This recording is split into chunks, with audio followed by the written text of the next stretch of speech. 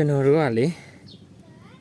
ကန်ဇက်စီယာအလူကြလို့ပဲပြောကိုယ်တိုင်ရွေးချယ်ထားတဲ့ဘဝတစ်ခုလိုပဲပြောစီစက်ကြရပဲအယုတ်ထင်အောင်ပဲလှုပ်ကျွန်တော်တို့တွေမင်းသားခေါင်းပေါင်းဆောင်းပြီးတော့လေ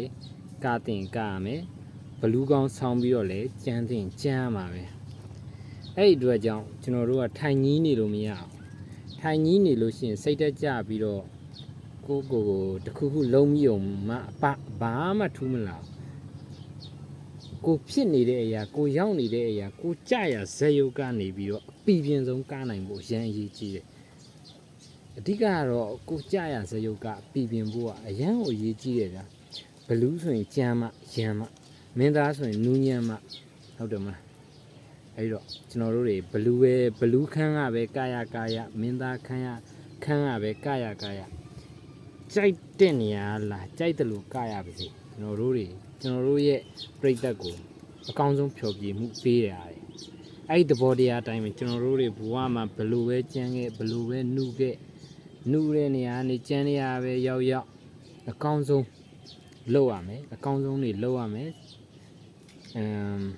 အဓိကတော့အလုပ်တစ်ခုအကောင်းဆုံးလုပ်တာတော့အရင်ရေးကြည့်တာပေါ့ကျွန်တော်တို့ရောက်တဲ့နေရာကိုကျွန်တော်တို့တွေအကောင်းဆုံးလုပ်ပါကျွန်တော်ဒီဗီဒီယိုကြည့်နေတဲ့သူတွေကိုလည်းကျွန်တော်အားပေးပါတယ်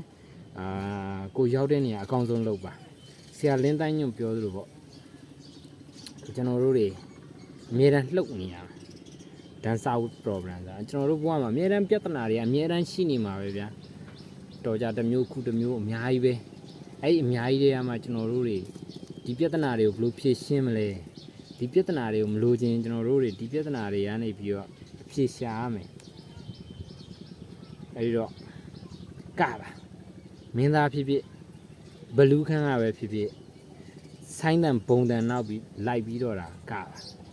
ဆင်ပြေသွားပါလိမ့်မယ်ဇက်ပွဲပြီးရင်တော့ပတ်စံရမှာပါ